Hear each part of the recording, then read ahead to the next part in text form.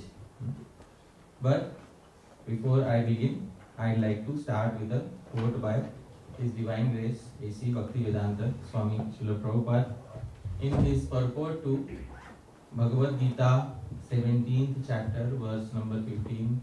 Srila Prabhupada says something about speaking the truth. Please read. One should not speak in such a way as to agitate the minds of others.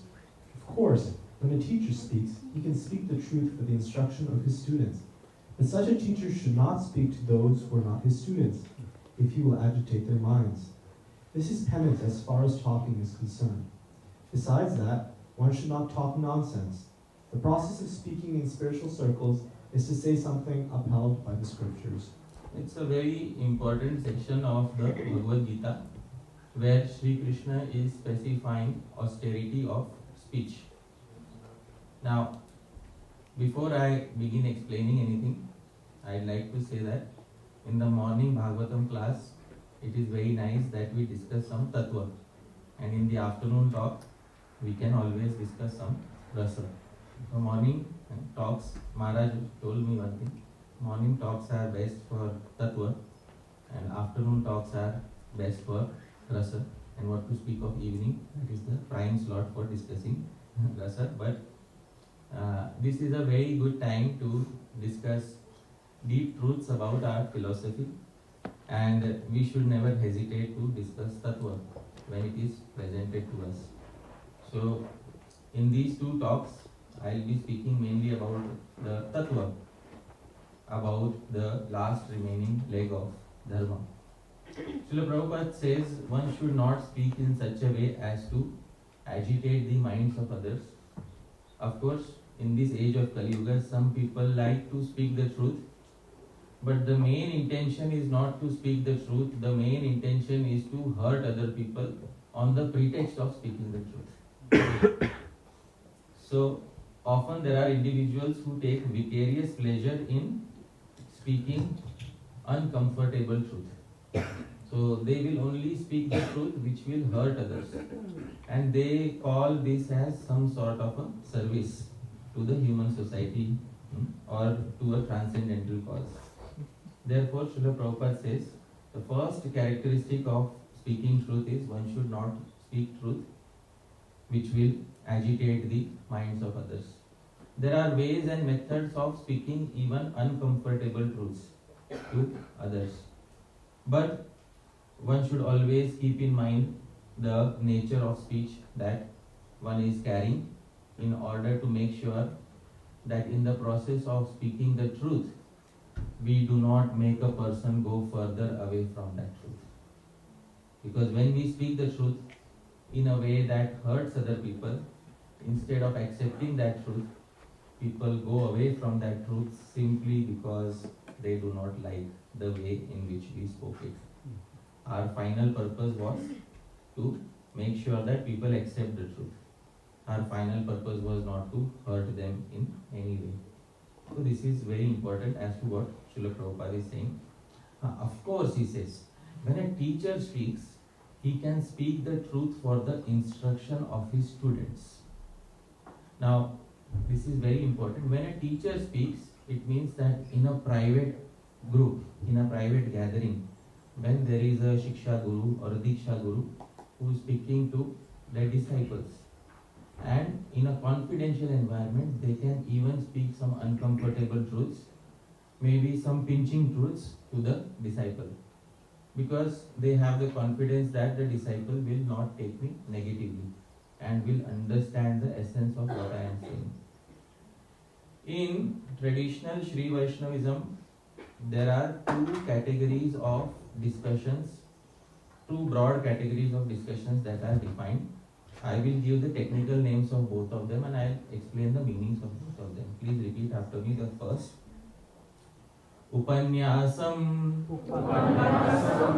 Upanyas, dear devotees, is a public lecture where everybody comes and people listen to some Harikatha. This is called as Upanyasam in Sri Vaishnava Sampradaya.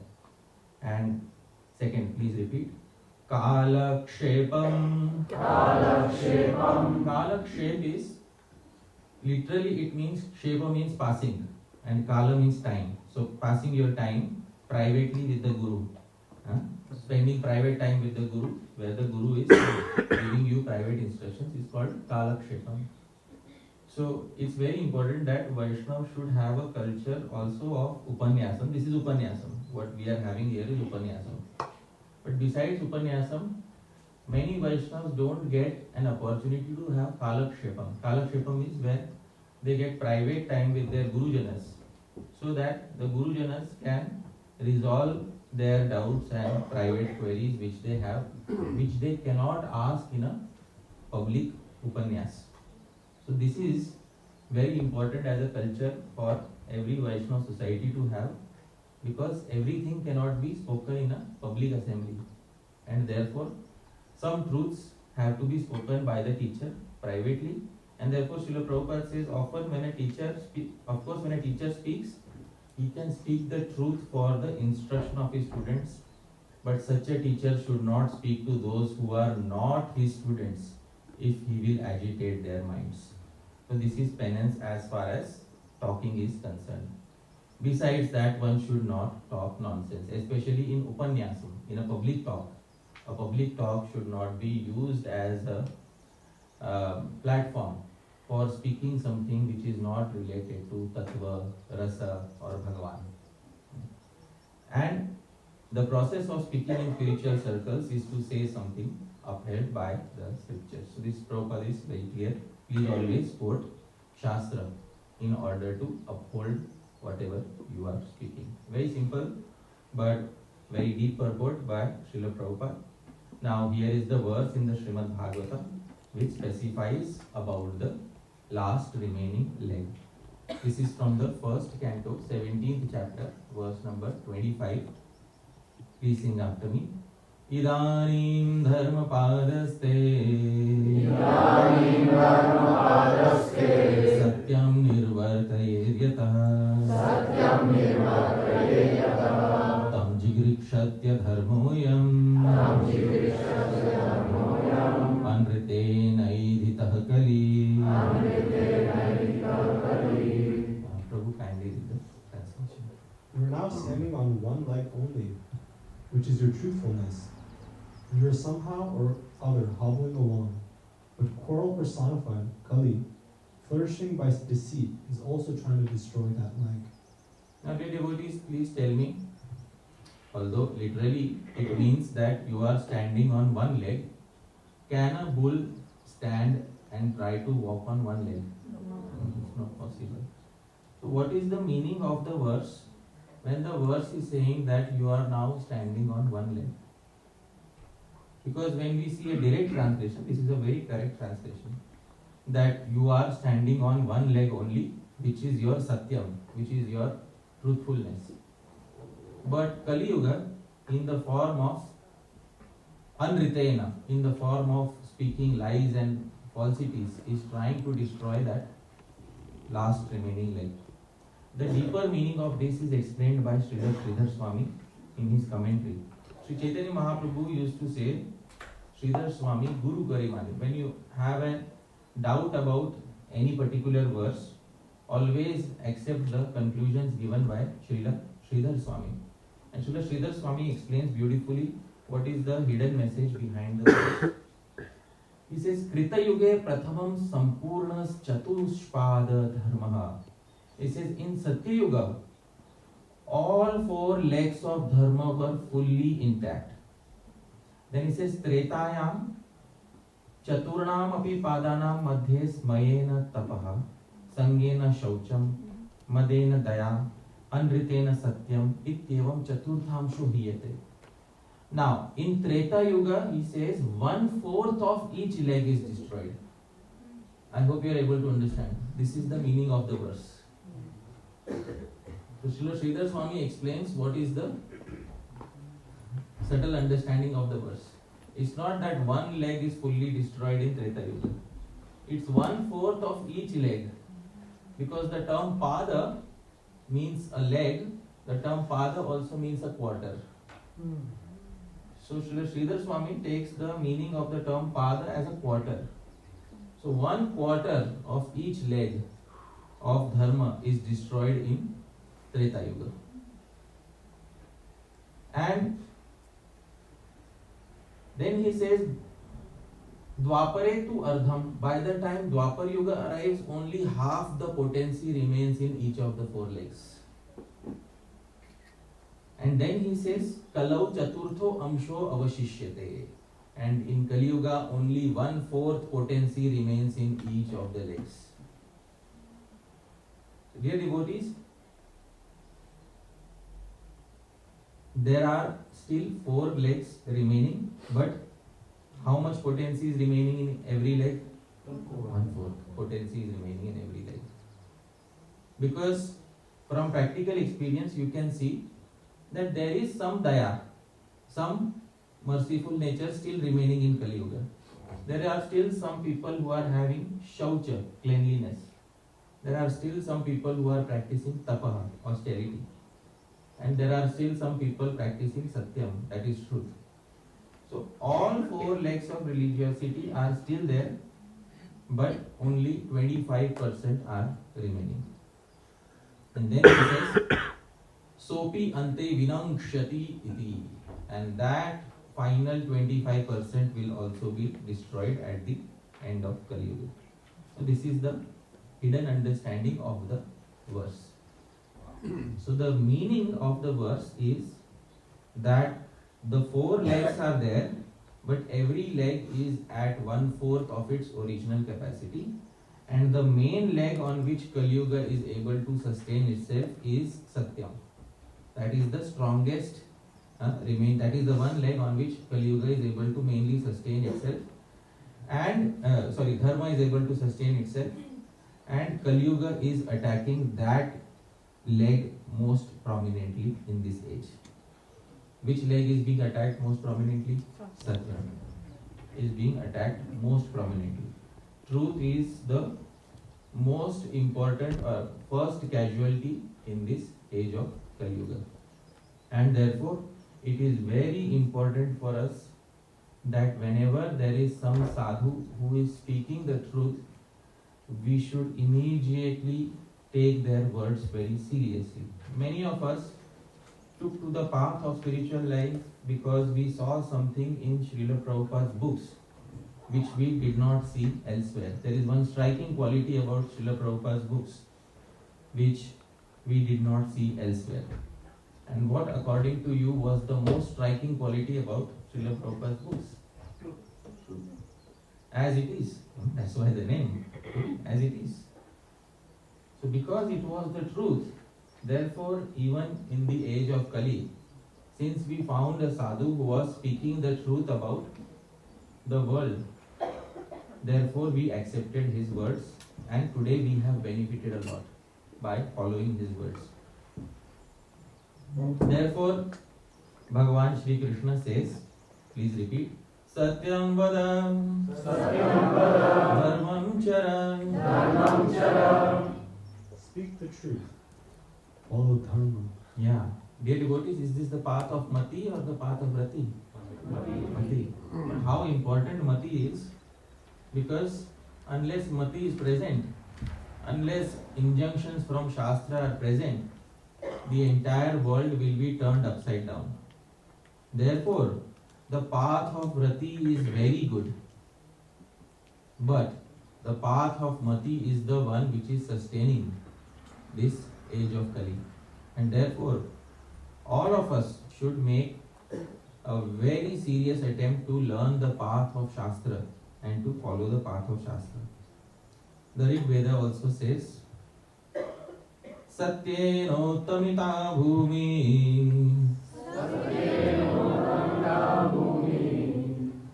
Earth sustains herself in Satya. So earth is sustaining herself on Satya. Dear devotees, the entire world works because we speak the truth to each other. If today I say to you that today evening I'll be, I'll give you whatever, if he asks me something and I tell him I'll give it to you in the evening today. And if I don't give it to him, if he has asked me, let's say for 100 euros, yes, I'll give you in the evening. If I don't give in the evening, if each and every one of us starts speaking constant lies, will the world work, dear devotees? Please tell me. So Satya na uttamita bhumi. It's why Satya, that bhumi, earth, sustains herself. And therefore the earth is most intolerant of asatya or untruth. Here is a verse from the Srimad Bhagavatam 8th canto, where earth herself is speaking something. Na ya satya paro dharma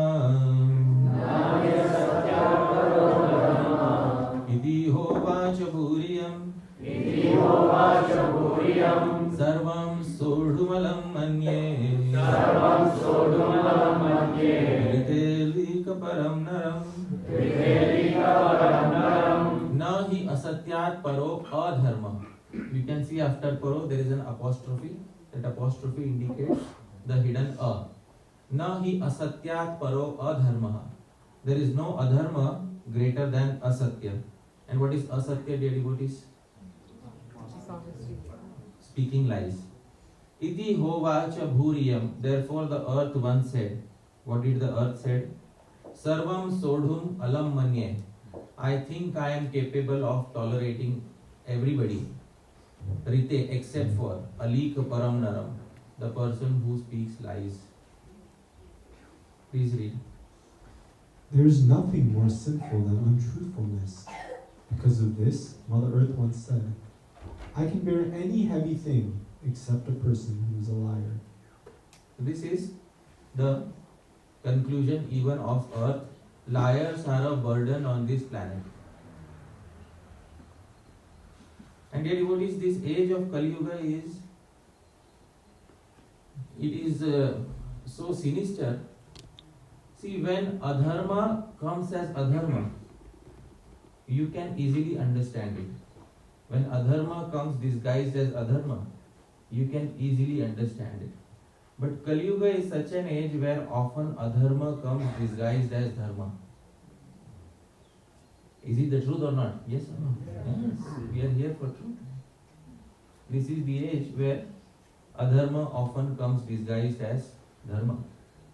And that is one of the biggest casualties of this particular age. Therefore, Adi Kavi, Sri Valmiki, in his Ramayana, gave the following conclusion. And this conclusion should be remembered by all of us, especially when we are walking on the path of spiritual life. Ahu satyam hi paramam. Ahu satyam hi paramam. Dharmam dharma vidojana. Dharmam dharma vidojana. Ahu satyam hi paramam. Dharmam dharma vido. Dharma vido, the true knowers of religiosity. They say that satyam hi paramam dharmam. That satya, speaking the truth, is the highest form of religiosity. And dear devotees, this applies in all aspects of spiritual life. I'll give you a very simple example. Let's say there are two devotees, one of whom is more attracted to performing kirtan, one of whom is more attracted to performing smaran. And the devotee who is more attracted to performing smaran honestly believes that smaran is the highest limb of bhakti for myself. And the other devotee believes that kirtan is the highest limb of bhakti for myself. So dear devotees, should one devotee compromise their stance just because of the other devotee, or both devotees should speak their truth? Please tell me, what should be done? Both devotees should speak their truth. To be honest to oneself is perhaps the most important remaining limb in this age. Satyam hi paramam. When it says satya, one very good translation of satya is also honesty. So honesty is the highest form of religiosity remaining in this particular age. Often we accept conclusions because of pressure of some other people, or because we do not put in enough thought into the philosophy. The truth is something which is experienced by oneself. Anubhavatmakam. Jnanam shastriyam vijnanam anubhavatmakam. Srila Sridhar Swami says, knowledge can come from Shastra, Jnana can come from Shastra, but Vijnana, realized knowledge, can only come from experience. And therefore it is very important that devotees should speak the Satya, the truth, in all aspects of spiritual life. But this truth should not be used as a weapon to hurt others, as Srila Prabhupada said in the very beginning.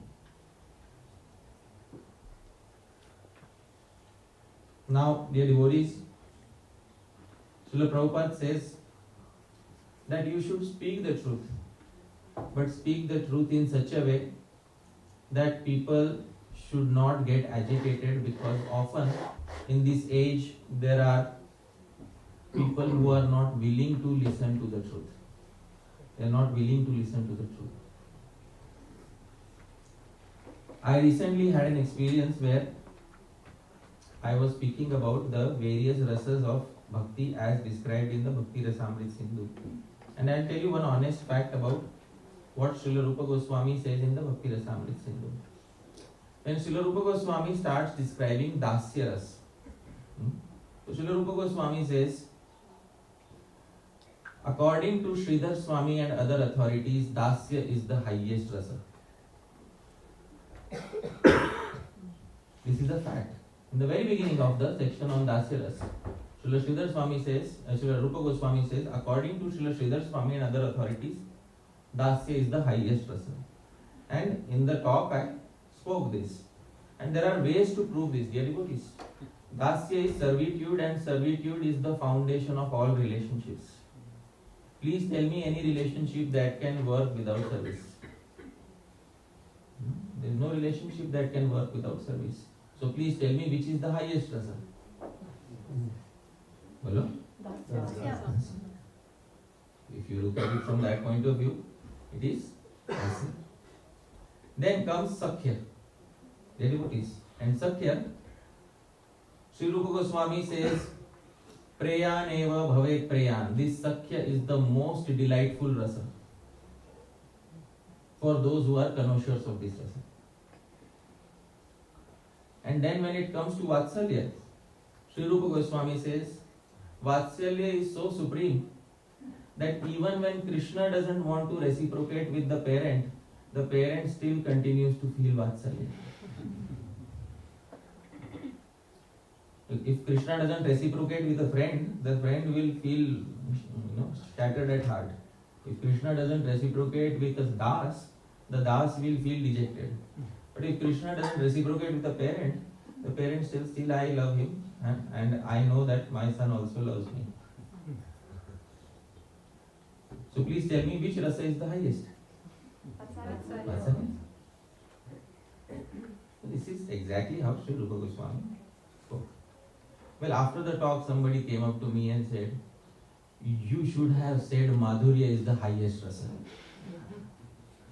So I asked him why. Why should I say Madhurya is the highest rasa?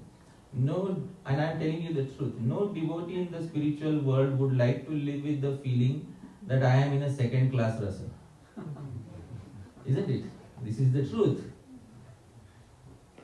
How many of you would like to live in the spiritual world by knowing that you are having a second class rasa?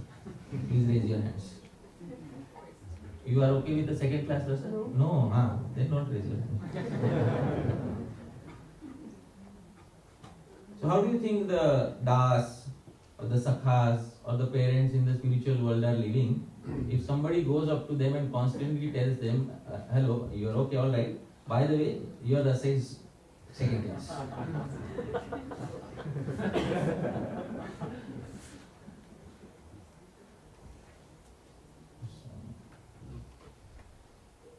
So then I said, I put across this point to them.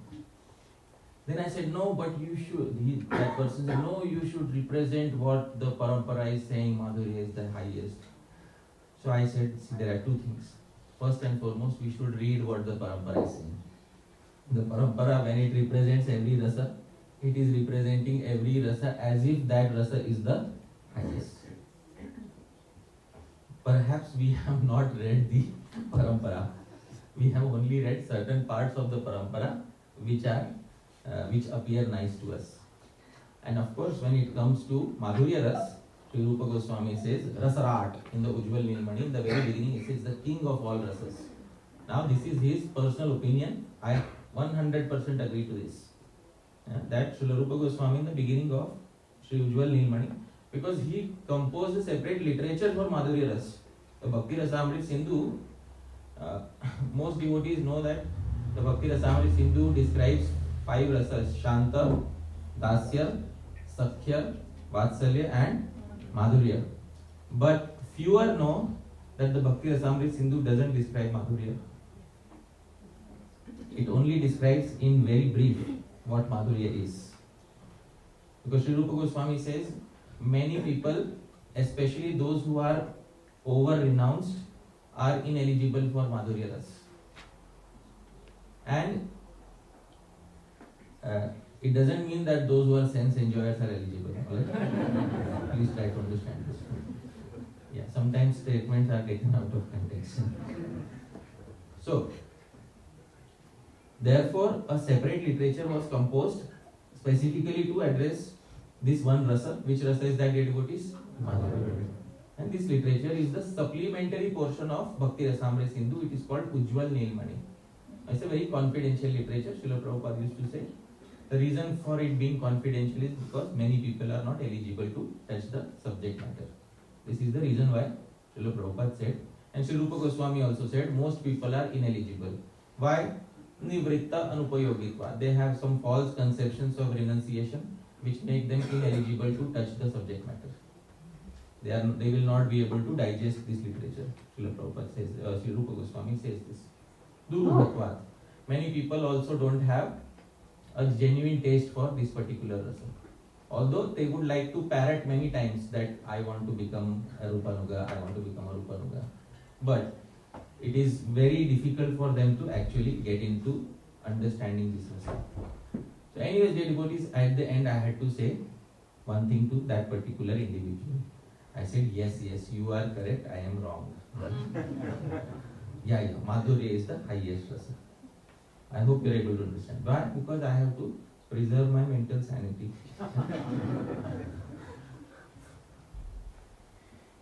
You can argue with a person only if they genuinely want to listen to you.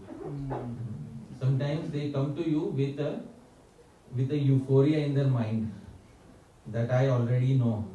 Like Maharaj was saying, I think yesterday or day before yesterday, in the Hare Krishna movement, many devotees think they know everything. We have answers for everything.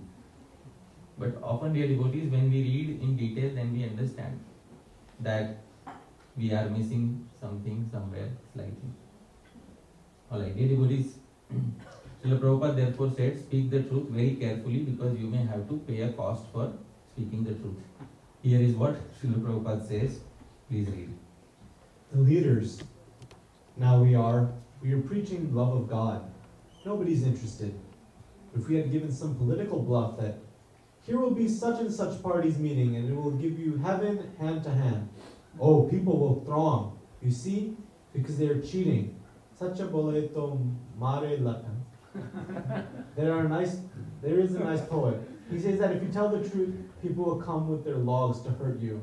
And juta jagat bulai. And if you bluff them, they will very nicely follow. This is the position. Sacha kahe tumhare latta, jhuta jagat bulai.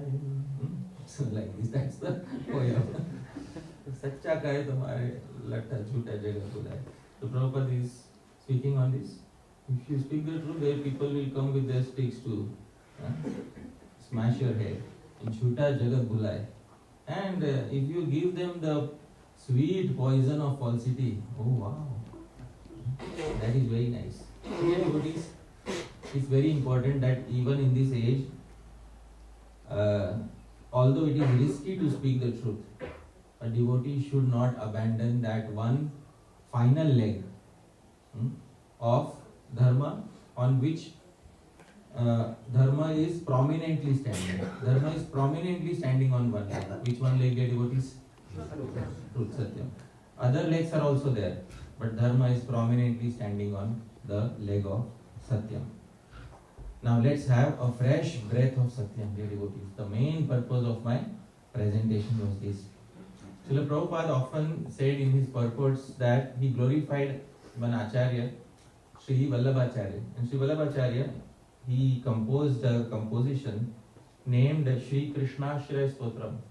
In Sri Krishna Ashraya Stotram, Sri Vallabhacharya gave 8 very essential truths for all devotees to understand in this age.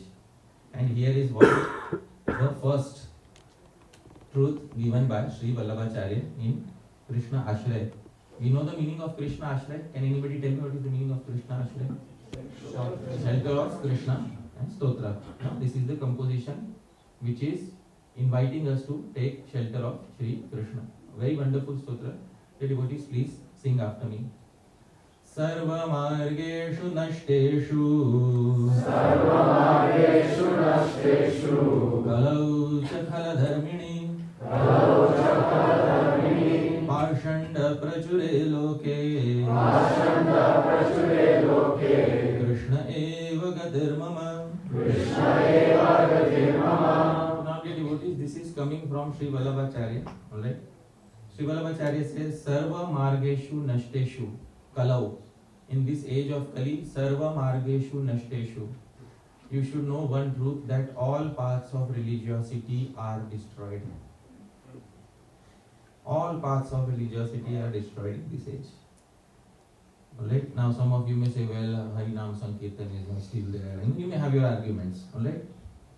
But dear devotees, think about it carefully.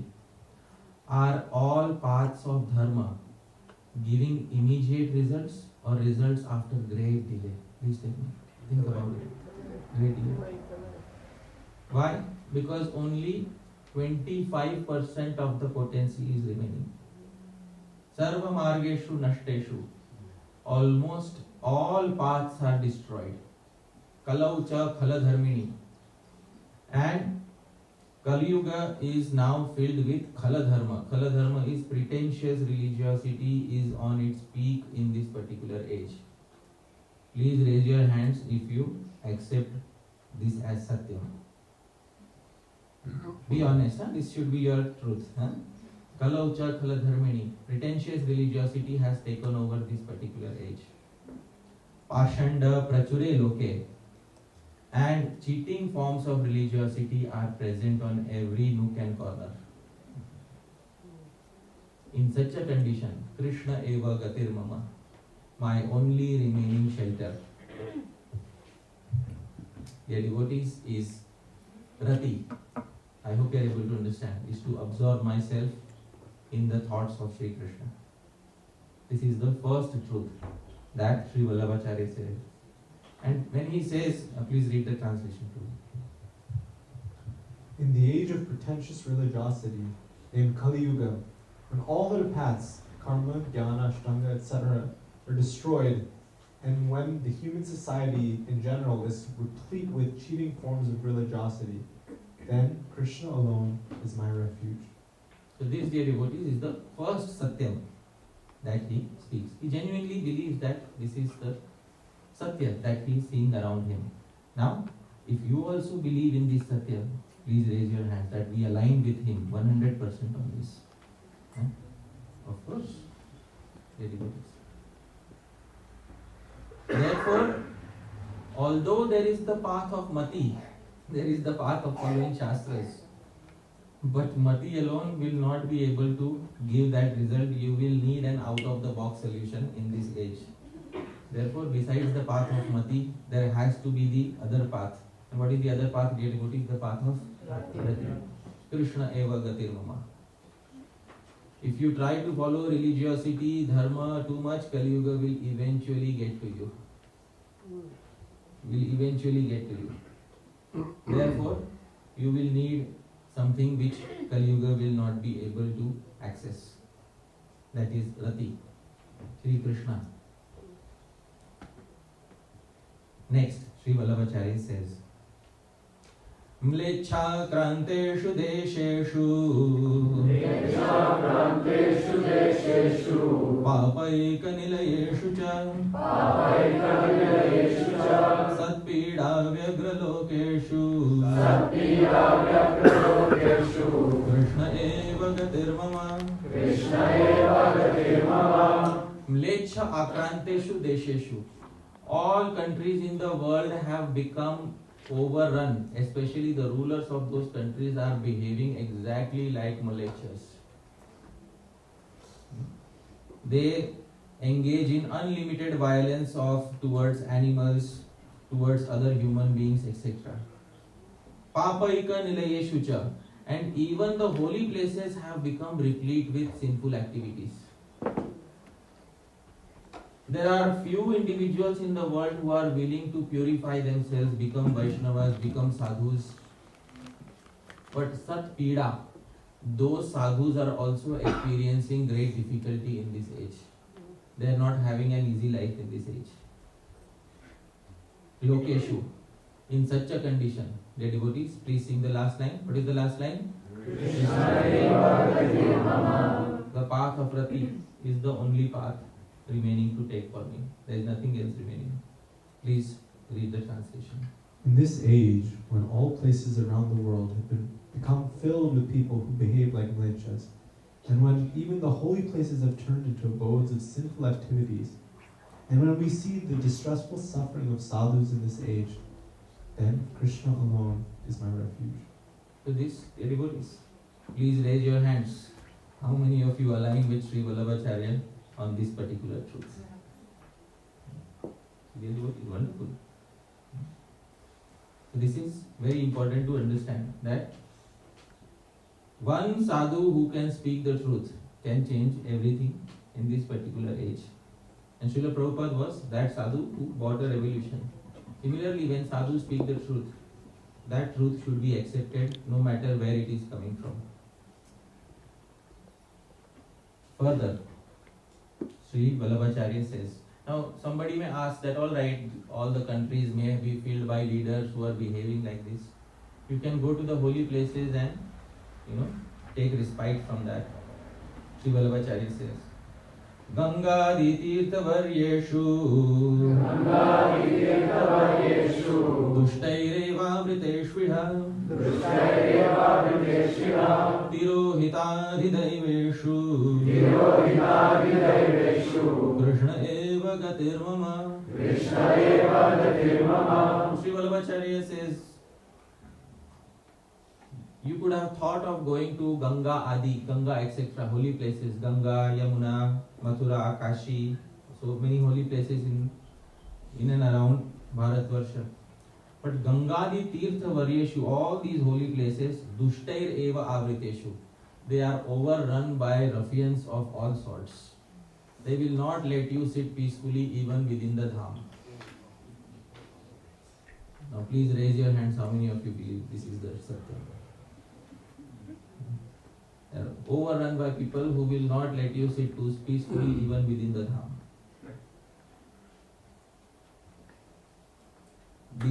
The entire dham will be converted into some sort of a commercial place for minting money. Dear devotees, this is the indication that Sri Vallabhacharya is giving in this particular verse. Gangadi tirtha varyeshu dushtaireva vriteshviha. And because seeing all this, tirohita adhidaiveshu, all the presiding deities of the dhams have disappeared. Tirohita adhidaiveshu. Adhidev is the presiding deity of the dham. The presiding deities of the dham don't like to look at the faces of the people who are staying there or who come to visit there, unless it's a very genuine case. This being the case, what is the last line, dear devotees? Krishna is my exclusive shelter. In this age, when even the topmost holy places of pilgrimage, like Ganga, etc., have been overtaken by ruffians, and when the presiding deities of such holy places have disappeared, then Krishna alone is my refuge. Dear devotees, where will Krishna be found if you can't go to these holy places? Which place is remaining? There's the only place remaining is you have these private gatherings of sadhus. That is the only place perhaps where you will find a genuine experience of Bhagavan. And in most other places, you may go to a holy place. I'm not discouraging anybody from going to holy places, alright? Please, let's not take that as an extrapolate that from this verse. But don't keep your hopes very high when you're visiting if you don't have proper sadhu sangha. That's the message of the verse. Don't keep your hopes very high if you are not going there for proper sadhu sangha. And proper sadhu sangha, I said it is of two types. Please remember the two names. Upanyasam, Kalakshepam. I hope you understand both types of sadhu sangha. So don't just take Upanyasam. You are going to a public lecture, you heard everything, 100 people have 100 different problems. The speaker gave paracetamol to everybody. Everybody temporarily forgot their problems. And there was no private resolution of individual problems. Right? So giving a paracetamol in a public lecture is good. It all makes us feel nice. We go home for some time with the feeling that my wounds have been healed. But what happens after? The painkiller's effect goes away. And so the pain returns. So Upanyasam is good. Public lectures are good, but ideally once issues are resolved in Kalakshepam, in private discussions. In a private discussion with the Guru, one can speak Satya. One can tell the Guru, I don't believe this part of our philosophy is correct. Can you convince me? I hope you are able to understand. Can you say this in a class? No? Can anybody raise their hand and say, here, I don't believe this part of the philosophy is correct? Bolo? Because afterwards the temple president will come to you, Prabhu, we have something to discuss. So Kalakshepam, private discussions are very much needed for this. And in that, the devotee should have complete freedom to speak their mind to the Guru. That's how real conviction arises. So Krishna eva gatir mama, Krishna is my only shelter, means that in the association of devotees to remember Sri Krishna favorably, that actually is my only shelter in this particular age. How many of you align with this Satya? Please raise your hands. It's very important, wonderful. How refreshing it is when some sadhu comes and speaks Satyam.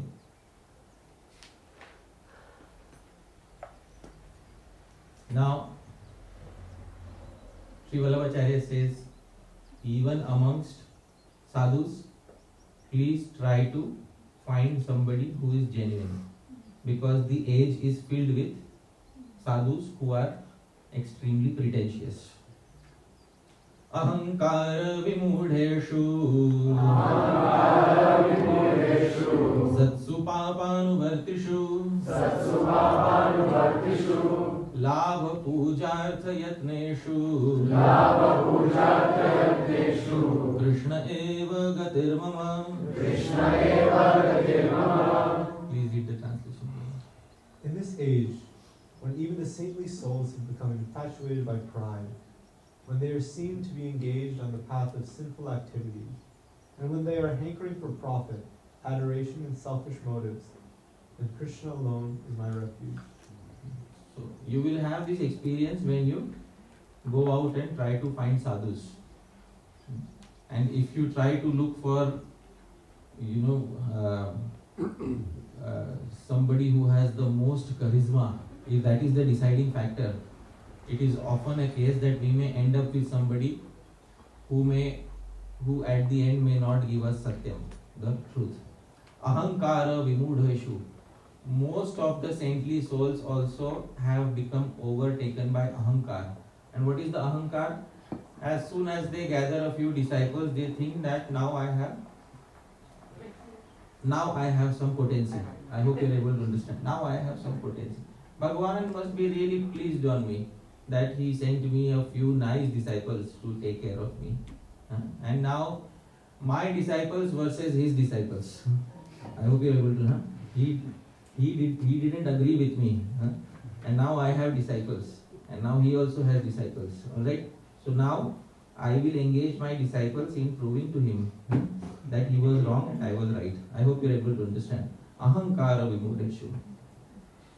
Many of the saintly souls also are ahankar vimud. They are engrossed in falsehood. Satsu papanuvartishu. And sometimes privately they are engaged in unwholesome activities. And if not that, labha, puja, artha, yatneshu. We know what is labha and puja. What is labha and puja, dear devotees?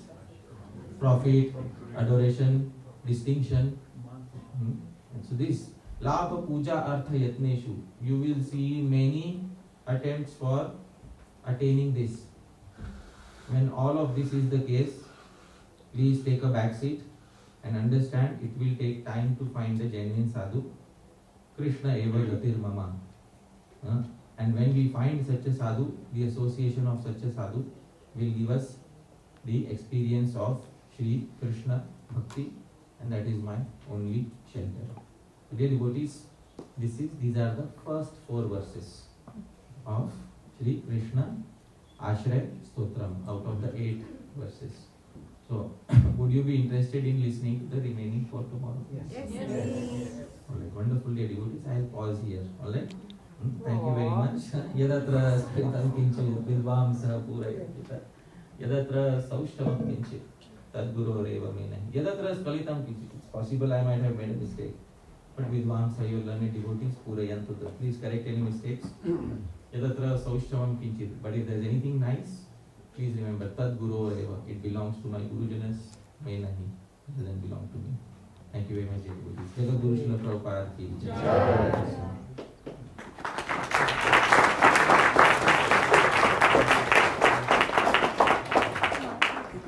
If any of the truths spoken have hurt you in any way, my sincere apologies to you. Alright, it was not my intention, but this talk actually is more borderline kalakshepa. It's private discussion. I hope you are able to understand. It's borderline kalakshepa. But I have taken a slight risk to speak it in an upanyas, in a public discourse. So that's the slight risk I have taken. I hope you don't mind, because I find very rarely that there are opportunities for private discussions in the society. Therefore, I had to take a step out of upanyasam, of Kalakshepam and bring it here little bit more. So thank you very much. Gaurav Hari Prabhu, do we have time for questions? Yes, we can easily go up to 9:50. So there, then we will come to Prabhu.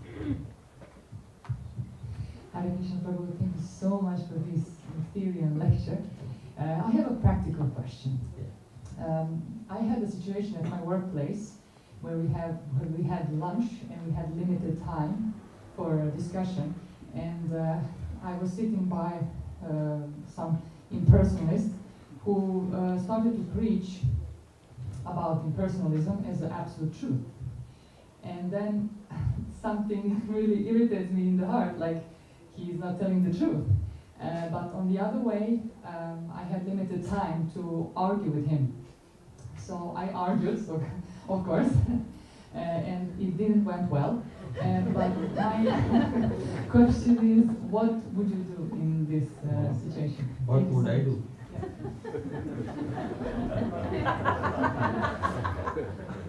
So, first I will understand what is the truth. What is the Satyam? Is impersonalism a valid form of Vedic religion? Yes.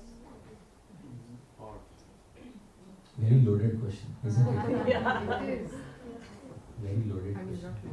it is a valid form. Alright. It will not be so loaded when I quote Bhagwan Rishabdev.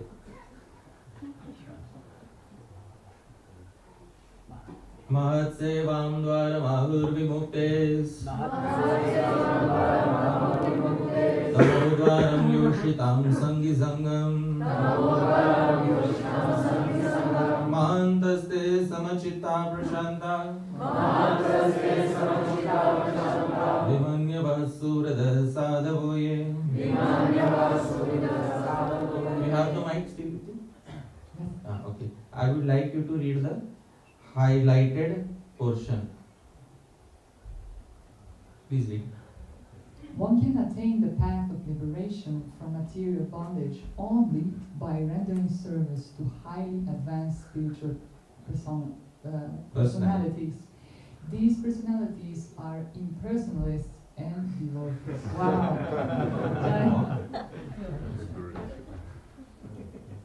I mean, Next sentence, Prabhupada says, whether one wants to merge into the Lord's existence or wants to associate with the personality of Godhead, one should render service to the Mahatmas. So this is Satyam. It is Satyam. I'll tell you something peculiar about this verse. There is no impersonalist or devotee in the original Sanskrit. If you look at that, in the original Sanskrit, there is no Brahmavadi or Vaishnava. It just says Mahat Seva. And what is the meaning of Mahat Seva, dear devotees? Service to the Mahatmas. The verse doesn't say anything about impersonalist or personalist. So why does Srila Prabhupada put that in the translation when it is not there in the original verse? The reason is because Srila Jiva Goswami says in his commentary that Mahatmas are of two types. The Jnanis who are impersonalists and the Vaishnavas who are personalists. And that is brought by Srila Prabhupada, that same message is brought by Srila Prabhupada in the translation of this particular verse. Now please tell me, only you, is impersonalism a valid form of Vedic religion? All of you, please tell me. Yes. Yes. Oh, wonderful. So we have made some progress. And if you don't believe me,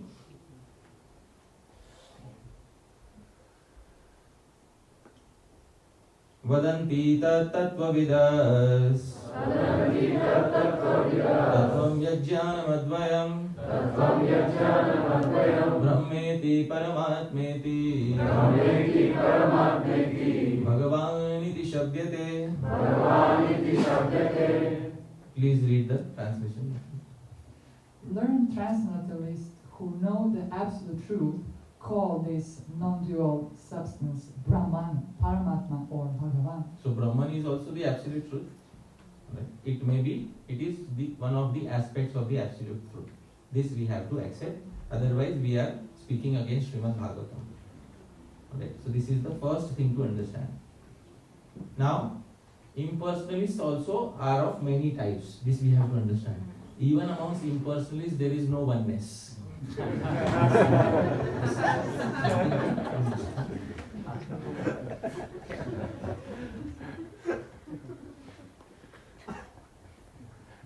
I'll give a simple example. There is the impersonalist who comes from Abrahamic religion, because in Abrahamic religions also there is impersonalism. And there is the impersonalist who comes from Vedic religion. So there is a difference between these impersonalists.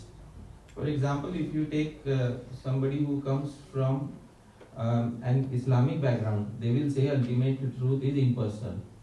But then if you point to the Quran and tell them, but it is said that he created the entire world in 7 days and 7 nights. And after creating the world, he sat down on a throne. Right? That's what the Quran says. No? How did he sit on a throne if he was? I'm telling you. So there are impersonalists who think they are impersonalists, but their actual philosophy may have many traces of personalism. And then you may meet once in a while a very core Vedic impersonalist, who is actually genuinely, who will say that even the deity forms are temporary. Actually, you have to look beyond the deities and everything is Brahman. So that when you meet such an impersonalist, you should know that they come from the Vedic school.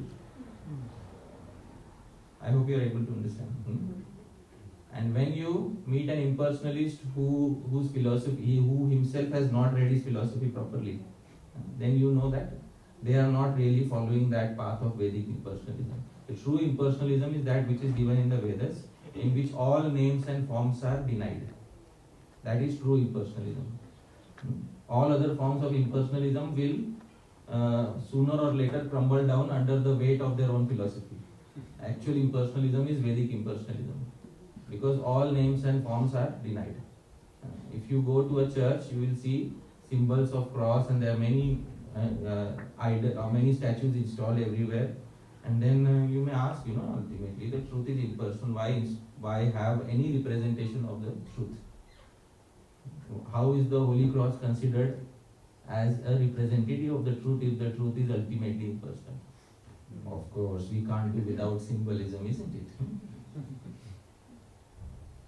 So, but if you go to a core Advaitvadi ashram, maybe perhaps the only thing you will find is Omkar, Pranam. That too they will say is just representative to attain the final goal, which is beyond all names and forms. So that is core impersonalism of the Vedas.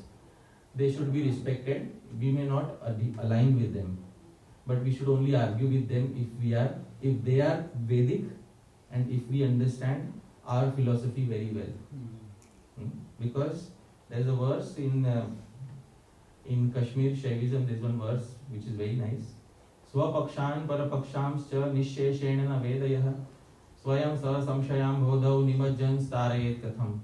One who does not understand his own side and one who doesn't understand the other side, he is himself drowning in an ocean of doubts. How will he rescue somebody else? It's a common verse which is applicable to all the philosophies.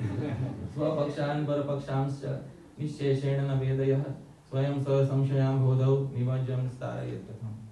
So it's from Parakrimshika, from Kashmir Shaikh Darshan. Anyway, so if we are not prepared to, if that person is not actually a Vedic impersonalist, and if we don't have the required knowledge from our side, then it is better to say, alright, very nice, you take your lunch. Your lunch is Brahman, you are Brahman, Brahman eats Brahman, and becomes Brahman. Alright?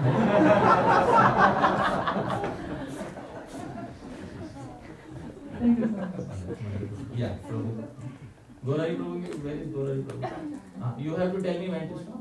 Otherwise, I'll keep going till 11. Here, Prabhuji, Prabhuji. Yeah.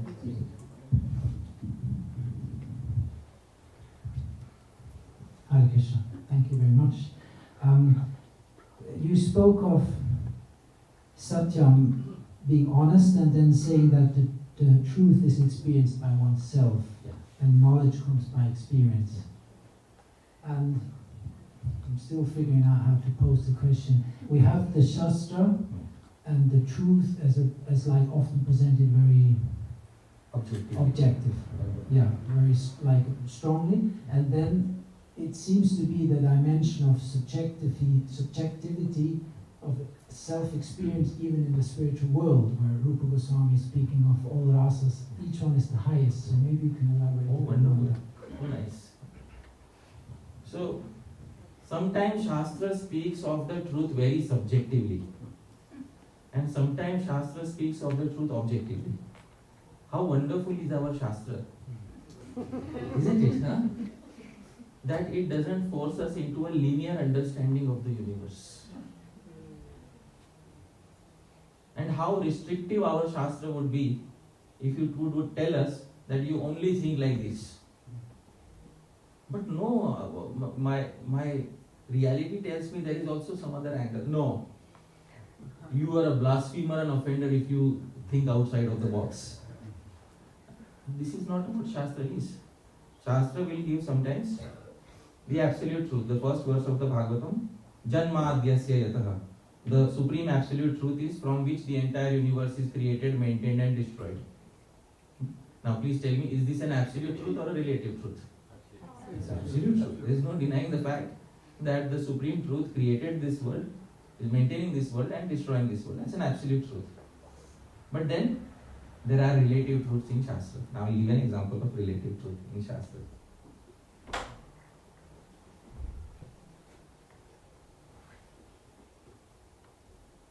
Jnanamatram param brahma Paramatmeshwara puman Drishyadive prithak bhavai Bhagavane iyate. Please read the translation, Prabhu. The Supreme Personality of Godhead alone is complete transcendental knowledge, but according to the different processes of understanding, he appears differently, either as impersonal Brahman, as Paramatma, as the Supreme Personality of Godhead, or as the Purusha Avatar. So please tell me, is the truth here absolute or relative? Relative. Oh wow, this is Shastra. So, Shastra will always keep us as a student, where we will continue to learn new things every day and finer nuances of what we have already learned. Therefore, the Upanishad says, Naham manye suvedeti no na vedeti vedacha. Yo nastad veda tad veda no na vedeti vedacha.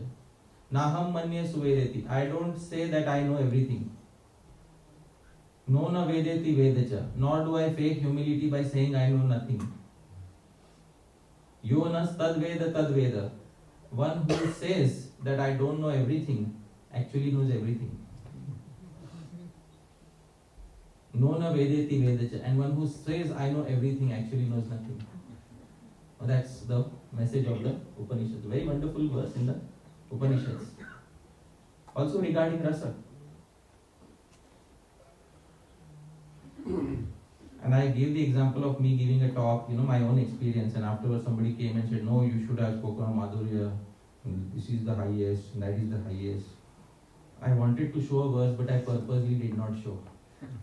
Why? Some things are best hidden. Kintu yaraye rasa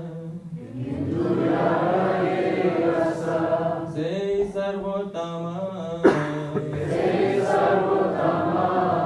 Tatasthaya vichare Achetaratama.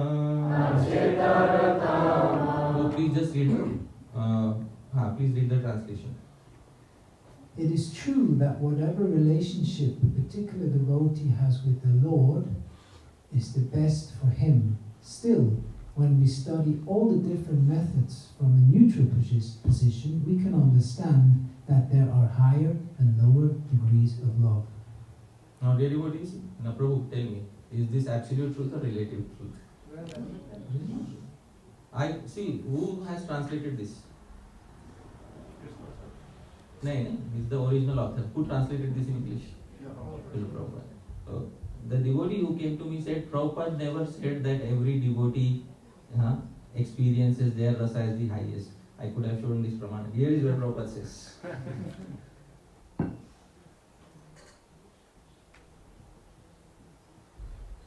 But even in Prabhupada said we have some selections, isn't it? I understood that everybody has a different Prabhupada.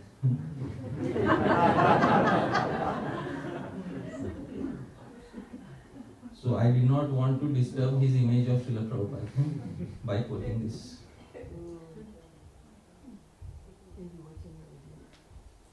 So dear devotees, please repeat after me. Prabhupada says, it is true that whatever relationship a particular devotee has with the Lord is the best for him. Now, dear devotees, this is the way you can live happily in the spiritual world forever.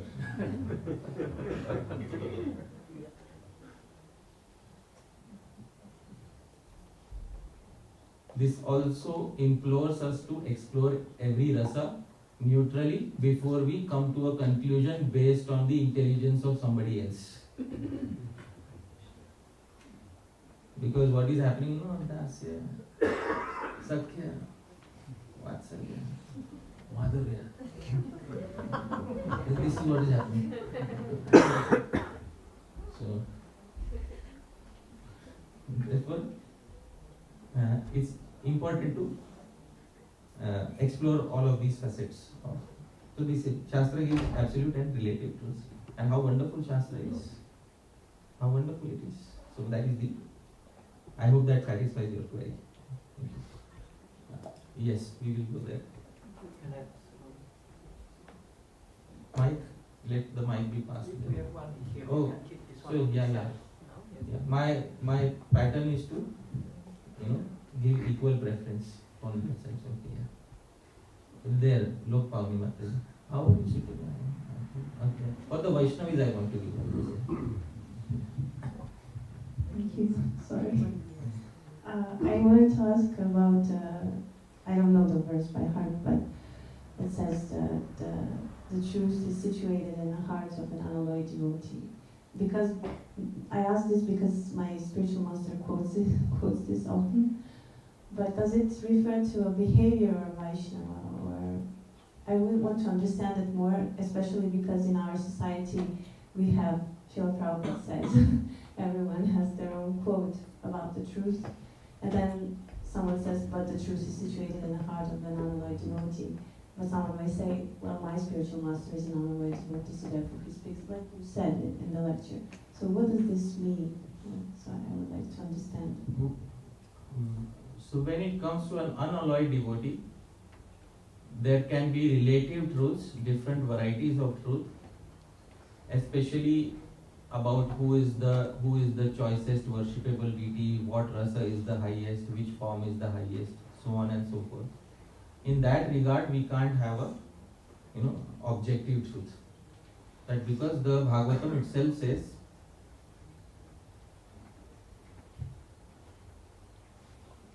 last two lines I'll repeat. Yad yad dhyada urugaya vibhavayanti Tattad vapuh pranayase sadanugrahaya. This is 3.9.11 of Srimad Bhagavatam. Can you please read the translation? Please read this part. You are so merciful to your devotees that you manifest yourself in the particular eternal form of transcendence in which they always think of you. So, this is the truth in the heart of the devotee. Now, is it absolute or relative? Please tell me. Relative. Relative, of course. But in matters of core siddhanta, for example, what is the relationship between Jiva and Brahman? What is the relationship between Shakti and Brahman? In those core siddhantic areas, usually the devotees within one sampradaya should have one understanding. But when it comes to artistic taste, rasa, etc., you have creative freedom. So, I put it in very simple words.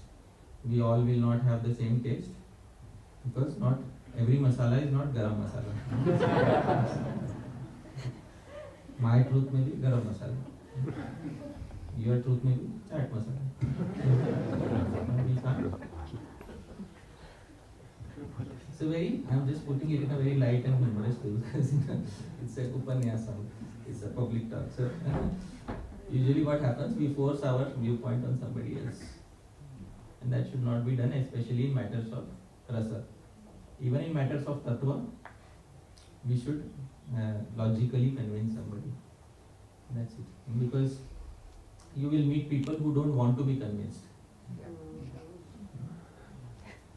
And there is a quote by Bhartrihari.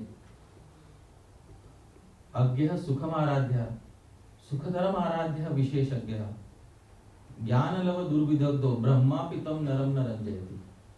Agyaha sukham aradhya, a completely ignorant person who doesn't know anything, easily you can talk to them and convince them. Sukhadaram aradhya visheshagyaha. Even easier to convince is somebody who knows the entire detailed subject matter. Because before you speak to them, they say, yeah, I know. I understand what you are saying. But jnana lava durvidagdho, a person who got burnt in the intoxication of little knowledge. Brahmapi, even Lord Brahma cannot convince that person. Brahma pitam naram naranjayati. That phrase is jnana lava durvidagdho, person who became intoxicated by little knowledge. Brahmapi, even Lord Brahma will not convince him. That is what is the conclusion of Bhartrihari. So I love Bhartrihari very much in this regard because he speaks Satyam. Even whenever he speaks Satyam. So that is what I can say. I hope it satisfies your query to some degree. Thank you. Okay. We'll come here. Prabhu. We'll go to Prabhu. Thank you very much. My question, you were speaking about honesty, and I think you said the first person to be honest to is ourselves. My question was kind of broader than that. To whom should we be honest to? To what degree should we be honest to them with? And then, is there degrees of honesty based on social norms, based on spiritual seniority and things? I don't know if you could make some more color on that. Yeah. Especially when you have somebody who's a very close friend and who has been tested with secrets, irrespective of whether they are how senior they are. If you can trust them with your secrets, small secrets, then guhyam akhyati, you can speak something to them confidentially. But that the trust is only established over a period of time. There is no way of determining which person is trustworthy and which person is not. Usually by meeting a sadhu, by seeing their demeanor, by seeing how broad-minded they are, you can understand that this person usually is good at keeping secrets. Therefore, I can go and confide in such and such devotee. Then you can trust them with a small secret and see how they deal with it, whether they are able to give you a solution or not. Gradually, trust builds over time, and then every relationship should grow sweeter over time. And then there is some value in that relationship. So it doesn't depend so much on the number of years. The number of years is reflective of how much bhakti one has done in this life. It is no indicator of how much one has done in previous lives. So therefore, number of years in this life is also good. But sometimes you find devotees who have spent lesser number of years but who have displayed more maturity when it comes to dealing with confidential topics. So it is purely voluntary selection on your behalf. It is your secret. I hope you are able to understand. It is your secret. You don't want it to fall out. So it is said in Niti Shastra, Shatkarnar Vidyate Mantra. A mantra, a secret, Vidyate, comes out. Shatkarnar, when it reaches 6 years. Alright, what is the meaning of 6 years? Initially it is between 2 years. It is only with you. Then you speak to somebody, it is between 4 years. And when that person ends up speaking to a third person, it is between 6 years. So Shatkarnat Vidyate Mantra. A mantra is possibly it is lost when it goes between 6 years. It is no longer a secret. So that is what mantra means, secret. A secret is no longer a secret when it reaches 6 years. So that is what I can say in this regard. Detailed understanding should be taken from commentaries on Guhyam Akhyati. There are various commentaries on Guhyam Akhyati Prichhati in the Upadeshamrita. So you can get a detailed understanding from there. Alright? Yes. There is somebody in the back. I'm sorry. Yeah, it's here. Oh, Purnamasi Mataji. Oh, you don't get a channel. In the Brahman effulgence, I couldn't see you.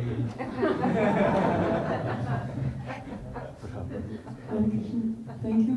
I would like to ask you, spoke in the beginning about speaking the truth, but it is important the nature of this of the speech. So sometimes we want to say something which is truthful, and the other person doesn't accept it the way we were thinking it should be accepted, and then we even say he has a problem or she has a problem with accepting what we are going to say. So it's not our problem, but it's their problem. Can you say something about that? Yeah. If we have taken care of the factors from our side before speaking something, then we have taken care of our problem. And what factors should be taken care of? It's given in 17.15 of the Gita. Anudvegakaram vakyam satyam priyahitam chayat swadhyaya vyasanam chaiva vangmayam tapa uchyate. Anudvegakaram vakyam. First thing is to speak in a way which is gentle. And we all know how to speak in gentle, non-invasive words. We can always use non-invasive words to speak something. This is the first thing we should take care of. Second, satyam. Just because it is we are speaking politely doesn't mean we should speak lies. We should speak what is the satya without compromising the truth. Priya. It should also appear a little pleasing to them. And hitam. It should be for their benefit. And on top of that, swadhyaya abhyasanam. There should also be some Vedic angle to it, some learning attached to it from the scriptures. This is vangmayam tapa. This is austerity of speech when we are speaking. This is what we can ensure from our side. And please read the translation through. Austerity of speech consists in speaking words that are truthful, pleasing, beneficial, and not agitating to others, and also in regularly reciting Vedic literature. So before we go and complain to somebody or we tell them something about their faults, if fortunately we can remember these things, or if this is ingrained within our personality, that would be ideal. It is best to ingrain the qualities within our personality before we go speak something critical to somebody. If even after this, if they are not willing to listen or if they take offense, then it is best to keep quiet. There is a verse in Sanskrit, Atmanaha mukhadoshena badhyante shukasarika bakastatra na badhyante maunam sarvartha sadhanam. Atmanaha mukhadoshena. By the fault of speaking too much, badhyante shukasarika. The parrots and mynas are captured and put in a cage. The only reason for capturing a parrot is because the parrot speaks too much. Bakas tatra na badhyante. But nobody captures the silent crane on the side of the river and makes them a pet. Although the crane looks so beautiful. What is the lesson? Maunam sarvartha sadhanam. Silence can achieve anything. So this is one Subhashit verse. And our relationship with that person is also important. Have we heard them in the past? Because often these things are not first time interactions. Often there is a history involved in such cases. So if there is also a history involved, then we should take care of those things. And ultimately, if a person is not willing to listen to us, Brahma pitam naram naranjati. Even Brahma may not believe it. So that's it. Sri Brahma tried to convince his 4 sons to get married. Did the 4 sons agree? No. So Brahma also cannot convince him. So who are we? So that is the answer. Thank you. Thank you. We'll pause here.